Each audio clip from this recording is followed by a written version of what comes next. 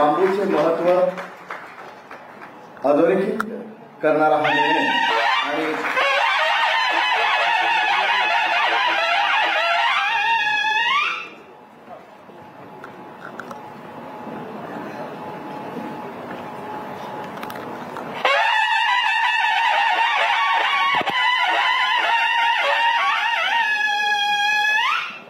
या समारोप प्रसंगी मनोगत व्यक्त करण्यासाठी मी पाशाजी पटेल साहेबांना अर्थात बांबू मॅन म्हणून ज्यांची ओळख आहे त्यांना मी विनंती करतो की त्यांनी आपलं मनोगत व्यक्त करायचं आहे.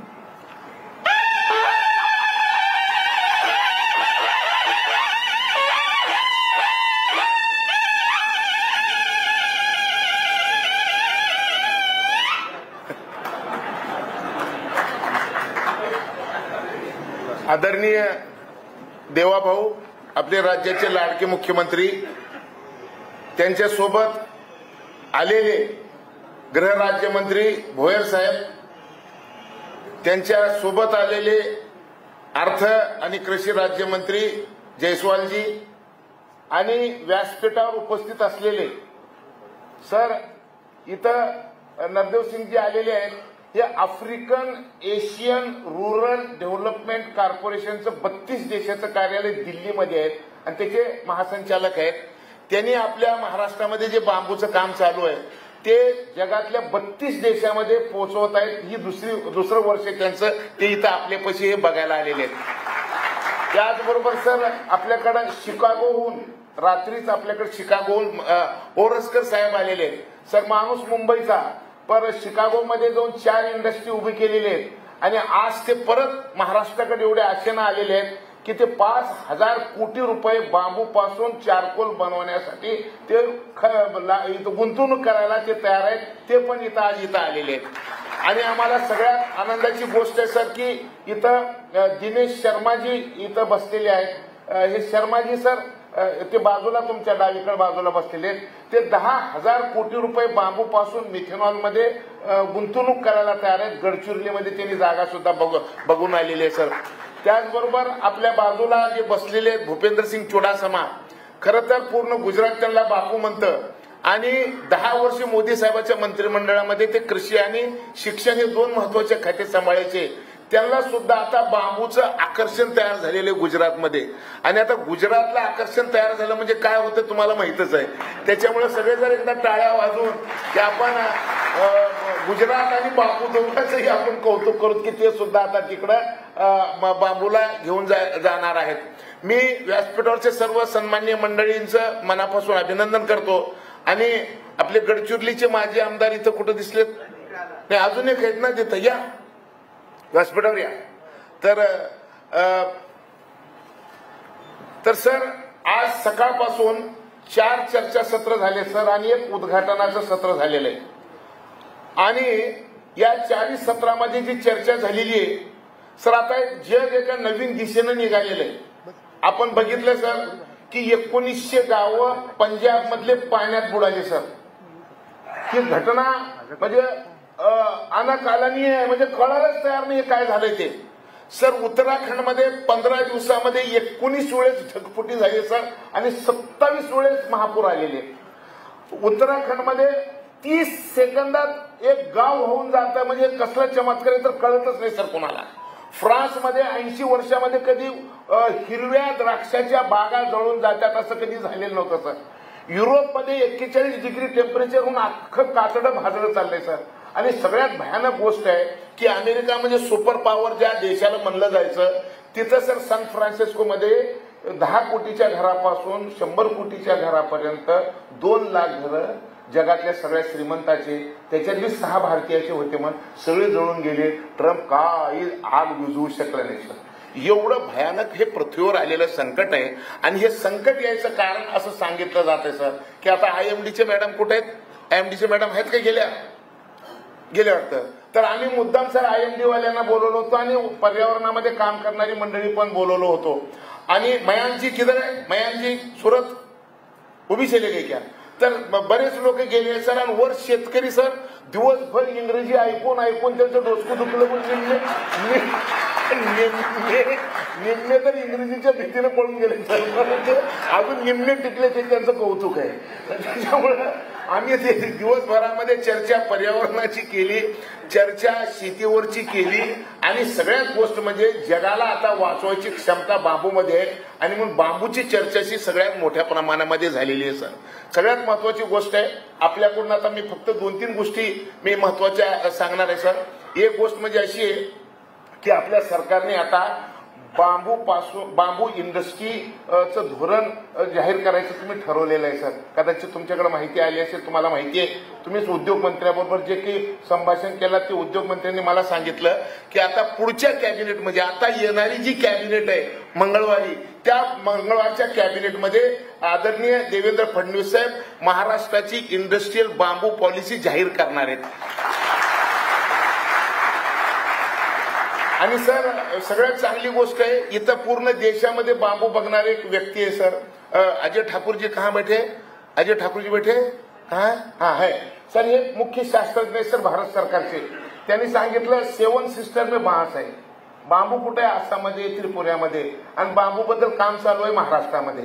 आणि सगळ्यात महत्वाची गोष्ट आहे सर 7 लाख रुपये भारत सरकारचे पैसे देतो आपण MREGS मध्ये, पण देणारं राज्य फक्त महाराष्ट्रच आहे. सर आणि सगळ्यात महत्वाची गोष्ट आहे म्हणजे सकाळी आम्ही बघितलं, सकाळी एशियन डेव्हलपमेंट बँकेचे प्रतिनिधी आले होते. मला तर काही त्यांची इंग्रजी येत नाही, मला काही जमत नाही. मी कुणाला सांगितलं, कुणाला तर सांगितलं मी इथल्याना की बाबा हे काय म्हणते जरा बघा. जसे महाराष्ट्रामध्ये तुम्ही 10,000 कोटी रुपये देणार आहे तसं देशातल्या इतर राज्यात कुठे गुंतवणूक करणार आहे का? त्यांना मी सांगितलं, त्यांना विचारलं, ते म्हणजे असं कुठंच होत नाही, म्हणजे फक्त महाराष्ट्रामध्ये गुंतवणूक आहे.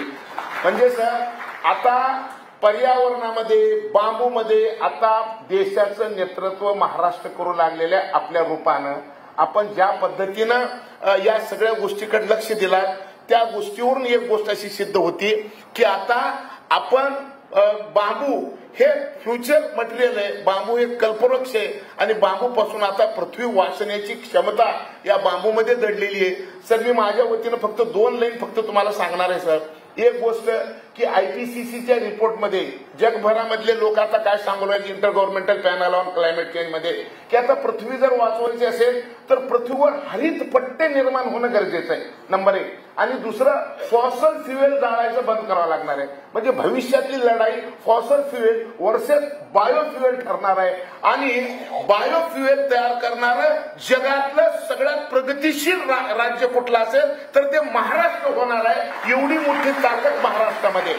सर मी आता आजची तर 5 चर्चासत्र झाले. सर उद्याच्या चर्चासत्रामध्ये सर आम्ही 28 PhD माणसं बांबू मधले आम्ही इथं एकत्र बोलवले देशभरातून आणि हे सगळेजण की शिक्षणामध्ये बांबूचं स्थान काय असलं पाहिजे, एज्युकेशन पॉलिसी बांबूची कशी असली पाहिजे, दुपारपर्यंत त्याची चर्चा करणार आहे. आणि दुपारून बांबू आणि इंडस्ट्री याच्यामध्ये काय व्हायला पाहिजे त्याची चर्चा आपण करणार आहे. आणि दोन्ही चर्चासत्र उद्या आहे. सर त्याचे रिपोर्ट आम्ही तुम्हाला उद्या आम्ही आणून देणार आहे. सर आता फक्त आमची तुमच्याकडून एकच मागणी आहे, ते सगळे शेतकरी वर बसले. सर शेतकऱ्यांनी काय सांगितले, तुमच्या मायची शपथ घेऊन सांगा बांबू लावणारा का नाही लावणारा. अडचण काय? व्हिडिओ. ह्यांची अडचण व्हिडिओ आहे. सर सगळे महाराष्ट्रातल्या प्रत्येक जिल्ह्याचे प्रतिनिधी आहे. सर मी तुम्हाला एक कळकळीचीच विनंती करणार आहे, हरित महाराष्ट्र सगळ्या जगाला ग्रीनरी करण्याचं जर समजा मॉडेल जर दाखवायचं असेल तर आपण महाराष्ट्रातून करू शकतो. मला तुम्हाला हात जोडून पोटात मुंडी घालून जोड्या सकट तुमचे पाय धरतो मी. फक्त तुम्ही एकच काम करा की सगळे व्हिडिओ आणि कृषी म्हणजे तालुक्याचे कृषी अधिकारी आणि BDO यांची एक बैठक किंवा त्यांचे वरचे जे अधिकारी असतात त्यांची एक बैठक तुम्ही लावून तुम्ही जर बैठक लावली म्हणलं तरी काम सुरू होतं. ते झापायची गरजच नाही, फक्त बैठक लावली साहेबांनी. पत्रांनी बघितले करारा काय आहे बरोबर. तर तुम्ही ते मनावर घ्यावं लागणार आहे. Sir number 1. आणि दुसरी गोष्ट तुमचे जे आता गृह राज्यमंत्री आहेत हे शिक्षण मंत्री आहेत कळलं मला आणि आता सगळ्या शाळेला मॉडर्न करणार आहेत. मी त्यांना एक विनंती केली सर तुम्ही बी सांगा जमलं तर कुंपणावर पैसे खर्च करू नका. काय सळ येईल सिमेंट तेच कार्बन तयार करतात. आणि म्हणून बांबूची जर सजीव कुंपण होऊ शकते सर, त्याला तुम्ही आदेश द्या की सगळे कार्यालय, सरकारी कार्यालय जेवढे महाराष्ट्रामध्ये, त्या सगळ्या कार्यालयाला आपण सजीव कुंपण करू. आणि तुमच्या बाजूने दुसरे तुमचे अजून एक लाडके मंत्री बसलेले तुमच्या जिल्ह्यातलेच, आशिषजी. आता त्यांनी म्हणले की आमच्याकडे शेतकरी वागत होऊन चालले वगैरे वगैरे वगैरे, शेतात कोण जायला तयार नाही. मी त्यांना सांगितलं की आता शेताला कुंपण द्या असे पैसे मागायची एक नवीन फॅशन आलेली आहे. ही टीव्हीवर गेली की मला लोक हाणतील, परंतु खरं कसं आहे सर की आता शेतीला कुंपण करायचं असेल ना, कटांग नावाची एक बांबूची जात आहे सर, 15 फुटापर्यंत नुसते काटे आणि एक दुसऱ्यात असं अडकते, इकडून इकडं सरळ सुद्धा जाऊ शकत नाही अशी ती जात आहे. आणि बांबूचं कुंपण जर कटांगचं जर केलं तर डुक्कर येईना, कुत्र येईना, वाघाचा एक प्रश्नच नाही. आणि म्हणून याच्या संदर्भामध्ये सुद्धा आपण काही जर केला तर त्यांना मी पटवलं सर, पटेल म्हणजे जमलं त्यांचं, फक्त तुम्ही जर सांगितलं तर हे पण होणार आहे. आणि सगळ्यात महत्वाची गोष्ट सर आता की आपल्या इथं 5 जण आलेले आहेत सर, हे सगळे 5ही लोक बांबूवर गुंतवणूक करायला तयार आहेत सर. आणि म्हणून मला तुम्हाला एक विनंती करायची आहे की आता एक चांगली इंडस्ट्री जर उभी करायची असेल सर, आम्हाला एक चिंता होती की हे शर्माजी म्हणतात सर की मैं 10,000 करोड़ के लगाऊंगा, हे औरसकर सांगतात मैं 5,000 करोड़ के लगाऊंगा. अरे 10,000 आणि 5,000 कोटी लावायला तेवढं बांबू तर पाहिजे ना, तर माणसाला लाव काय मध्ये जेव्हा होईल तेव्हा तेवढं बघून. पण बारकं काही आहे का, तर बारक्यासाठी मी परेशान होतो सर. आमच्या लातूरचाच एक माणूस आला, कुठे कंदकुर्ते का सर, हे माणूस टाटाला आणि बजाजला ब्रेक सिस्टीम देते सर, हाय कारभारी आमच्या गावचा, ऐकलं का. परत संभाजीनगर मध्ये येऊन सगळ्या फॅक्टरीला ब्रेक सिस्टीम देते. आणि ते शेतकऱ्याचं लेकरू असल्यानंतर त्याचं डोकं पुन्हा शेतात गेलं. आता त्यांनी बांबू पासून चारकोल बनवायचं चायनाला जाऊन मशिनरी बघून आले सर. आणि 500 एकर बांबू जर असेल तरी 15 कोटीची इंडस्ट्री लावता येते, हे त्यांनी बघून आले. बघून आलो ना. हा. आणि पहिली इंडस्ट्री ते स्वतः टाकायला तयार आहे सर. जर तुम्ही जर म्हणलो तर कधी त्यांना मी घेऊन येतो. आणि असं जर झालं तर तुम्हाला प्रत्येक गावात एक मशीन आणि ते चारकोल कोण खरेदी करणार माहितीये का, JSW सारखं स्टील फॅक्टरी, बरोबर आहे का. आणि JK टायर सारखी, त्यांच्या तोंडातले मी शब्द ऐकलेले, सगळ्या स्टील फॅक्टऱ्या आता ग्रीन स्टील तयार करायला तयार झालेले. आणि त्यांना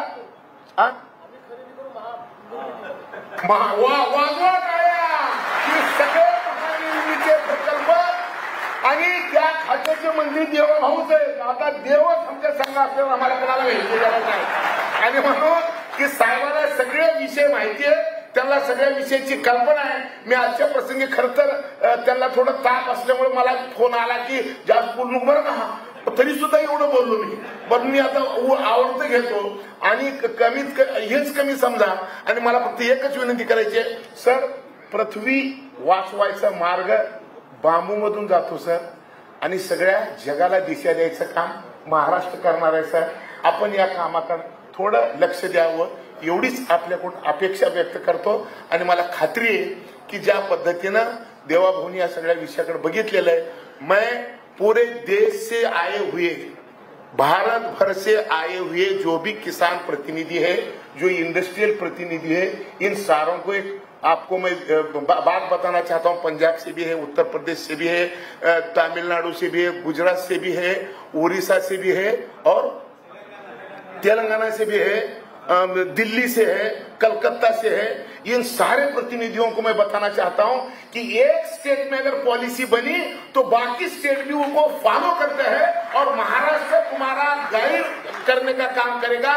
इतना ही मैं आपके तरफ से हमारे देवा भाऊ को विनती करना चाहता हूं. और दुनिया तो ऐसा बोलती है कि अब ये यहाँ है और ये दिल्ली में भी जा सकते हैं, बरोबर है, तुमको मालूम है. तो देश का भविष्य भी हमारे मुंबई में है, इतना याद रखो. तो इतना कहते हुए मैं यहीं पे रुकता हूं और हम सब मिलकर आशा करेंगे कि देवा भाऊ की जुबान से बांस और पर्यावरण इस सारे विषयों पे हम उनकी बात सुनेंगे. इतना ही कहते हुए मैं यहीं रुकता हूं. जय हिंद, जय भारत. धन्यवाद पाशाबाई. आपण आपलं मनोगत या ठिकाणी छान सुंदर आणि थोडक्यात व्यक्त केलं. यानंतर मी या परिषदेला संबोधित करण्यासाठी doctor Anil Oraskar, co founder and chief technology officer Orchem technology Chicago यांना मी विनंती करतो की त्यांनी या सभेला संबोधित करायचं आहे. Respected Chief Minister, Sir, Pasha Patel ji, all our guests here, Asha and I are so happy to be participating in this wonderful group and conference on bamboo. When Pasha Patel ji first spoke to me and invited me, he said, our focus will be in Gadchiroli. And I was quite overwhelmed because my mother's sister used to be a Gram Sevika in Gadchiroli for almost 45 years. She's still living in Kolhapur. She's 96 now. I had invited her to this gathering, but she couldn't make it. But every time, every year when I was in US, she used to say, Anil, please Gadchiroli ye आणि काहीतरी कर इथे.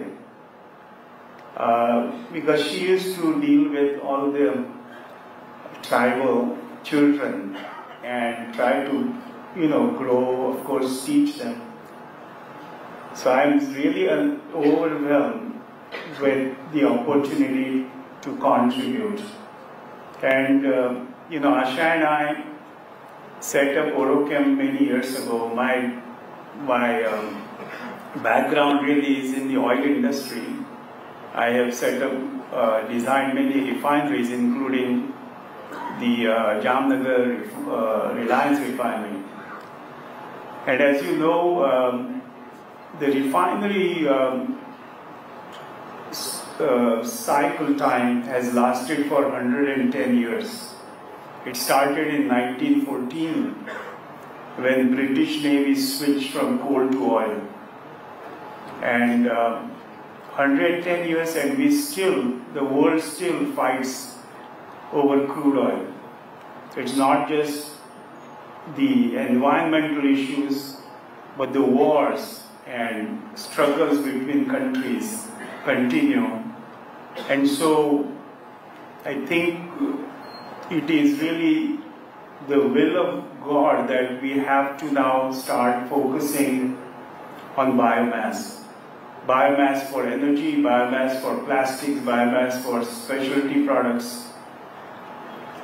We have done over the last 10 years many evaluation of various biomass. And in Peru, with our partner Inspiratus Technology, we set up a 5,000 tons per day cane bagasse conversion to biochar. And then they pelletize the biochar for use in steel industry. The best biomass is really from bamboo because it grows fast and the yield of the crop is very high, almost touching 40 tons per acre. And if you have a proper autothermal pyrolysis method, you can get yield of biochar almost to the stoichiometry. And that is, I think, one of the areas that we will focus on in Gadchiroli when we set up the plant. In addition, with our commercial partner and friend Dinesh Sharma, we'll also focus on liquid fuels such as methanol or sustainable aviation fuel, both of which can be made through bamboo. So I and Asha and I are really looking forward to investing in this venture that, and if you hear Pasha, you know who the champion is. He's really the whole, interest really exudes from him when he talks about bamboo. So with his support, with the support of the government, the Chief Minister, we look forward to really bringing the new age of biofuels and bio-derived from bamboo, all the products. Thank you very much.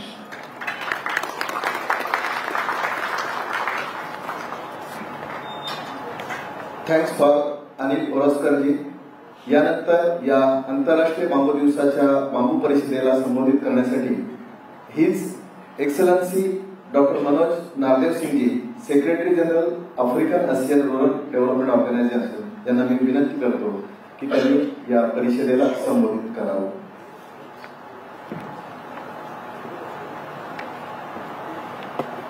Thank you very much. मैं Mauritius से आ रहा हूँ. मेरा बातचीत हिंदी उतना ज़्यादा ठीक नहीं है, तो विद योर परमिशन मैं इंग्लिश में बातचीत करूँ. लेकिन I will say honourable Shri Devendra ji Fadnavis ji, chief minister of Maharashtra, Shri Patel ji, Pasha Patel ji,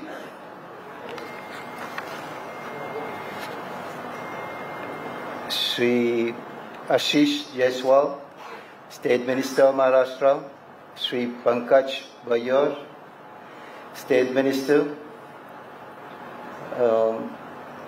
Shri Dinesh Sharma ji, and I'm sorry if I missed some of you. The former Minister of Agriculture also is here. Many colleagues on the dais and off the dais, especially all the visionary leaders of sustainability, dignitaries who are here, members of the media, press people, I would say other protocol respected. Ladies and gentlemen, a very good afternoon to you, very good evening. On behalf of the African Asian Rural Development Organization, it is representing 32 governments, as Mr. Pasha said, across Africa and Asia. As Secretary General, it's a profound honor and privilege for me to extend warm greetings and sincere appreciation to the Honorable Chief Minister of Maharashtra and all the dignitaries, ministers present here, and the galaxy of policy makers, because we are talking about a very serious and highly potential development of bamboo. We are here at this conclave celebrating bamboo itself. It's a real celebration of the World Bamboo Day, because we dedicate bamboo for the people, for the planet, and for prosperity. So my heartfelt gratitude and thanks to the organizers also to be inviting ARDU, the 32 countries, to be part of this World Bamboo Day celebration. Let's reaffirm our commitment here together to be towards a more resilient, inclusive, and sustainable future through the transformative potential of bamboo. As we celebrate this momentous occasion also, we know that bamboo is rightfully gaining the prominence, especially in Maharashtra, especially with the leadership of the government of Maharashtra, and there is the mission of bamboo also of government of India. So let's surf on that prominence, let's surf on that recognition, so that bamboo can become really a critical resource for sustainable development, environmental resources, and most importantly for us, for rural prosperity. There are many farmers up there. We work most for the rural prosperity in Africa and Asia. So it is really inspiring that Maharashtra is leading the bamboo revolution, the bamboo transformation, with Government of India taking it forward. We would like to use this platform and use our platform to take whatever technologies, whatever successful model being implemented in Maharashtra here to many countries in Africa and Asia. I think India is already leading the global south. India was the Vishwa Guru at some time. I expect now India to be the guru of bamboo revolution and bamboo transformation in most of our countries in Asia and Africa, where there are also many planters expecting this type of transformation to happen. I will not go into those technical details. During the whole day, many technicians and stalwarts have been discussing of the benefits of bamboo. Bamboo shifting from a tree now recognized as a grass. That's an important policy decision which has been taken by the government. And we are looking forward also, especially the government of Maharashtra, to come with a comprehensive model, policy model for that promotion of bamboo as a whole, because we know it is going to be having lots of ramifications, lots of ripple effects in different sectors of the economy, be it in the economic sector itself, but most importantly, as we say, it will be creating more jobs, it will be supporting the small-scale farmers, it will develop them into real entrepreneurs becoming industry. So we are here to magnify that potential. I will use the platform of Ardo to magnify it and to take the model for more emulation in Asia and Africa. As we say, this is another gift with the government of India, government of Maharashtra can give to the global south. The already support has been coming, especially in Africa. The African Union has been a member of G20, lately acknowledged as a member. Now we will be able to disseminate that bamboo technology. The issue is that, I think Mr. Patel has already elaborated, the seriousness of the climate issue. We know that there are serious problems ahead. Impending problems are coming there, and bamboo is one of the solutions. And the need of the hour is to increase its scope, its scale, and its speed of knowledge, know-how, and technology transfer, pertaining specifically to the bamboo. But when doing that, we should not forget our farmers. जो किसान भाइयों हैं ना, उसको साथ लेके चलना is revolution. Transformation without farmers cannot happen. Otherwise, we will not be having that fair value chain. जब हम किसानों से बातचीत करते हैं, वो बताते हैं value chain में ना value लोग ले जाते हैं, chain रह जाते हैं. So we should avoid that type of problem, which is very much reflected in Africa and Asia. I would not go into big details, but I'm worried as Secretary General of 32 organizations for agricultural and rural development, especially when we read the latest reports of World Bank groups of the Global Economic Prospect reports published in June 2025. The global growth is projected to slow down to 2.3. Luckily, Maharashtra and government of India is having quite a decent growth, but overall in the whole world, the growth might be, it is even forecasted that it is one of the weakest rate over 15 years outside the global recessions which have been happening. All these food insecurity is there, the climate change is there, malnutrition, the trade turmoil which is happening. Again, it's political, I will not go into that. The knowledge gap which has to be bridged, the unfairness towards planters into the whole value chain.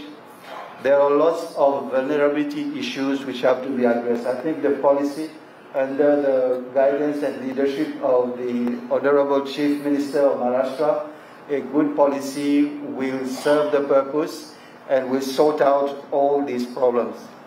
I would also like to announce to this global gathering that India is the chairman of the African Asian Rural Development Organization for the next 3 years, and hopefully will be for the next 6 years also.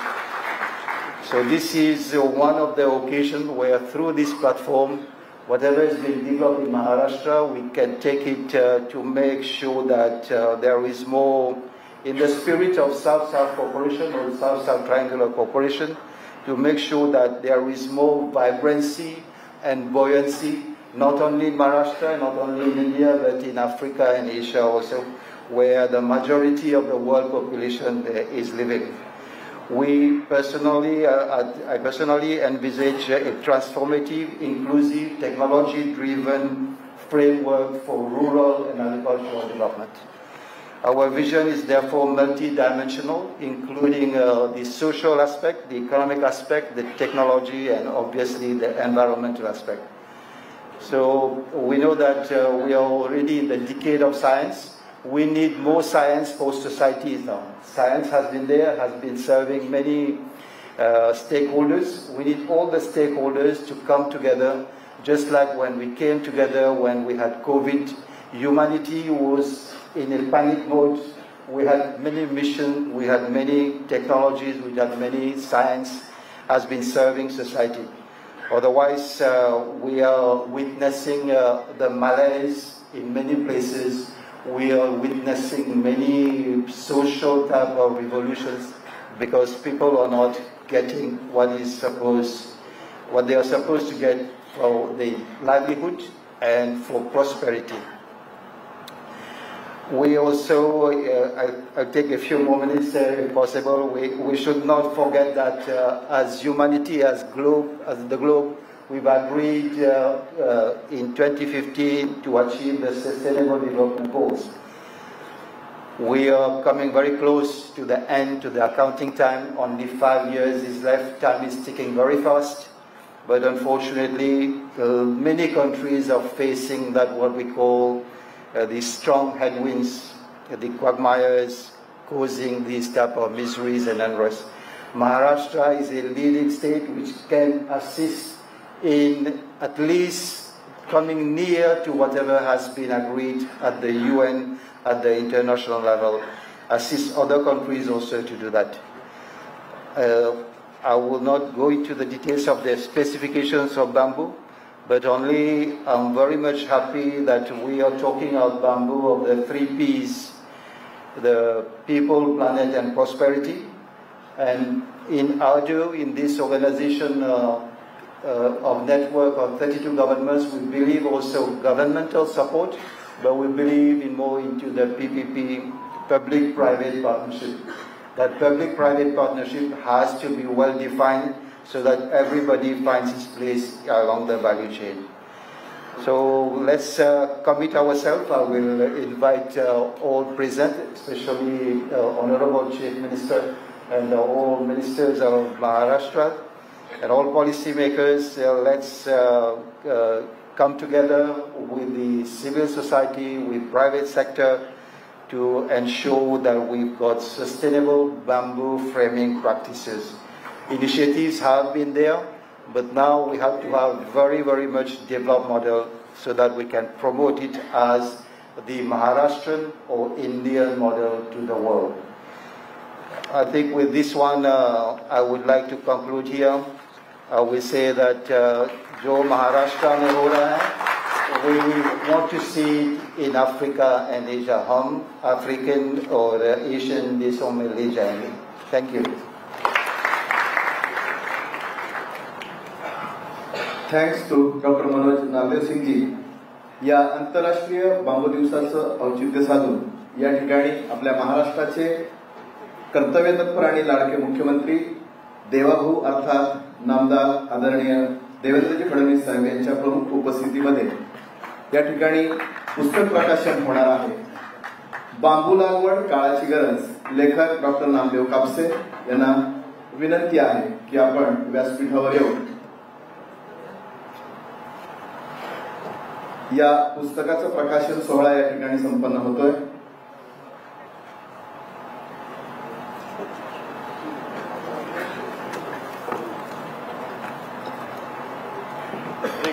इकडे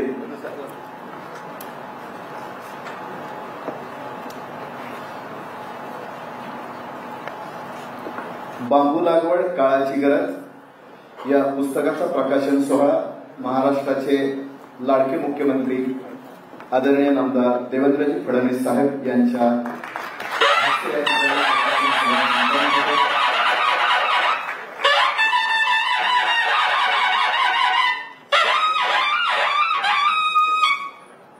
आणि मी विनंती करेन की या आंतरराष्ट्रीय बांबू दिवसाच्या बांबू परिषदेला आपल्या सर्वांचे लाडके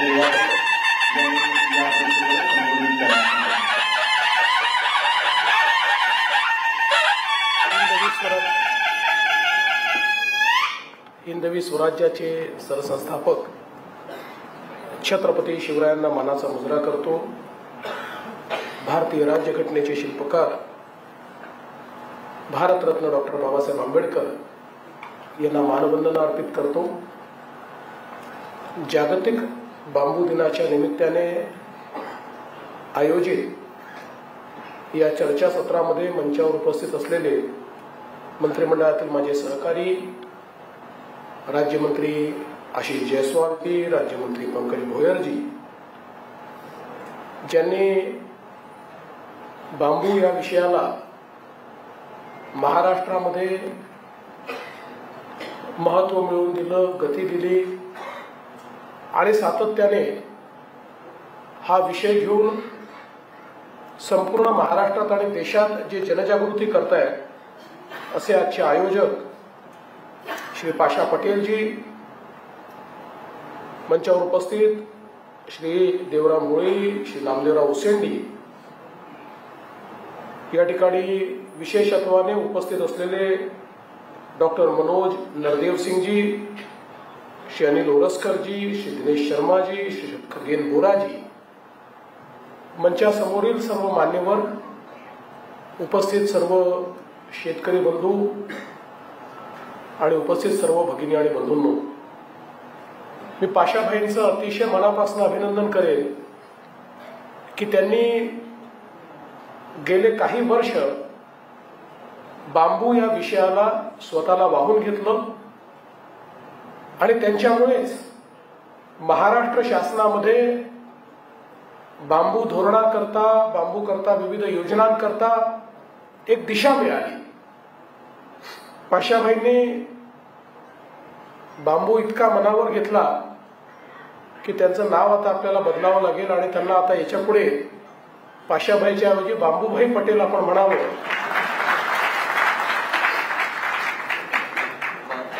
बाबूभाई असतात तसे बांबूभाई पटेल आहेत. त्यामुळे मला असं वाटतं की आपण सगळ्यांनी ते म्हणावं अशी आपल्याला विनंती करतो. खरं म्हणजे मी आल्यानंतर तर पाशाभाईंचं भाषण झालंच, पण सकाळपासून त्यांचं 2-3 वेळा भाषण झालं असेल आणि त्या भाषणामध्ये त्यांनी पर्यावरण, बांबूचा त्याच्यावर परिणाम, IPCCचा रिपोर्ट, जगात होणारे डिझास्टर, त्याच्यावर बांबू कसा उपाय आहे, या सगळ्या गोष्टी सांगितलेल्या असल्यामुळे माझ्याकडे सांगण्याकरता आता काही शिल्लक नाही आहे. बरं, मला जी अनाउन्समेंट करायची होती ती त्यांनीच करून टाकलेली आहे की आम्ही बांबूची पॉलिसी आणतो आहोत, इंडस्ट्रियल पॉलिसी, ती अनाउन्समेंट त्यांनी करून टाकली आहे. बरं, कॅबिनेट मधले विषय बाहेर सांगता येत नाही, त्यांनी तारखेसहित सांगून दिलेले आहेत. त्यामुळे आता तसं काही फार बोलण्यासारखं राहिलेलं नाही. पण गमतीचा भाग जरी आपण दूर ठेवला तरी मला या गोष्टीचा खरोखर आनंद आहे की इतक्या मोठ्या प्रमाणात बांबूला एक प्रकारे लोकचळवळीमध्ये परिवर्तित करण्याचं काम या ठिकाणी पाशाभाईंनी केलं. आणि आज मंचावर बसलेली जी सगळी मंडळी आहेत यांनी बांबूच्या क्षेत्रामध्ये केलेलं कार्य असेल आणि भविष्यात बांबूच्या क्षेत्रामधल्या ज्या काही संभावना आहेत त्या संदर्भातलं मार्गदर्शन असेल, या सगळ्या गोष्टी मला असं वाटतं अत्यंत महत्त्वाच्या आहेत. मुळातच बांबूच्या संदर्भात एकीकडे जागृतीची आवश्यकता आहे आणि दुसरीकडे पॉलिसीची आवश्यकता आहे.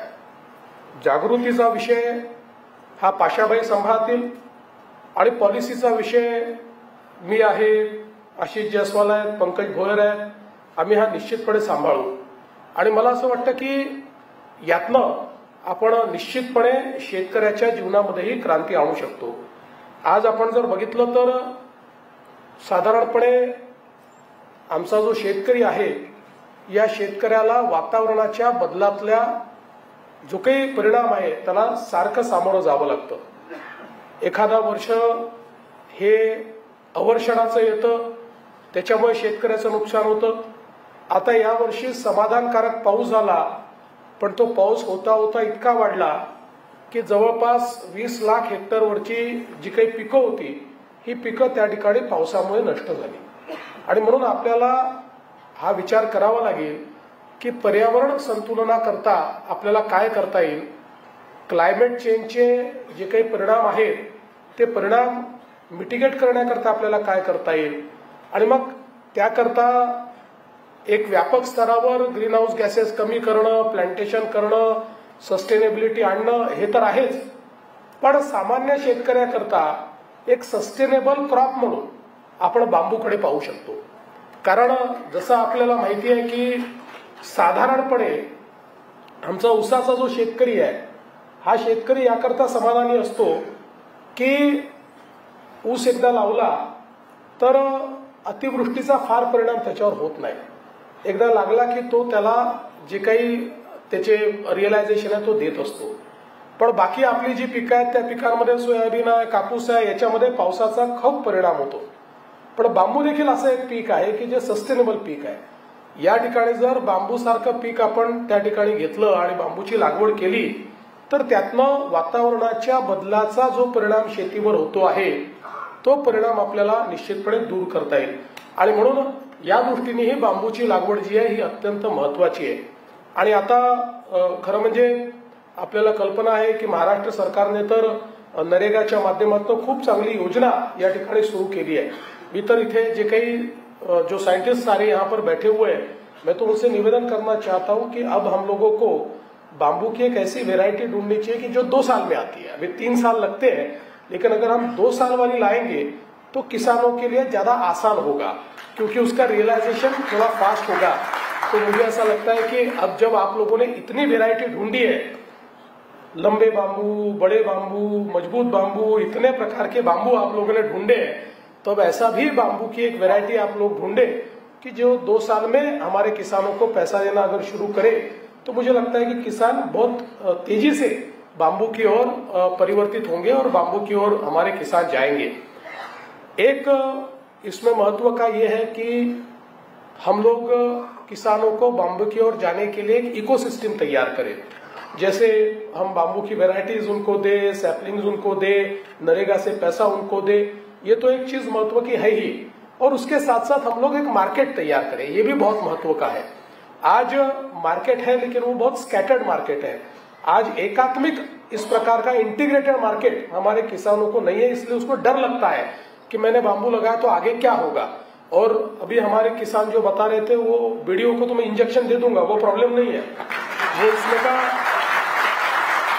इसमें का सबसे छोटा प्रॉब्लम है. वीडियो को इंजेक्शन जो देना है वो तो आपको मालूम है मेरा इंजेक्शन कैसा है, इसलिए आपको उसकी चिंता करने की जरूरत नहीं है. तो वो तो मैं दे दूंगा, वो बड़ा प्रॉब्लम नहीं है. लेकिन एक सस्टेनेबल मार्केट ये बांबू को मिले, इस प्रकार का हम लोगों को प्रयास करना होगा. और अभी जो हम पॉलिसी लाएंगे उस पॉलिसी में हम लोग इसका विचार करेंगे. जैसा मैंने कहा कि आज हमारे जो थर्मल पावर प्लांट है, ये थर्मल पावर प्लांट ये बांबू के लिए बहुत ही कैप्टिव फ्यूल के रूप में हम लोग उसका इस्तेमाल कर सकते हैं. और उसके लिए हम लोग मुझे ऐसा लगता है कि एक अच्छा रियलाइजेशन भी किसानों को दे सकते हैं.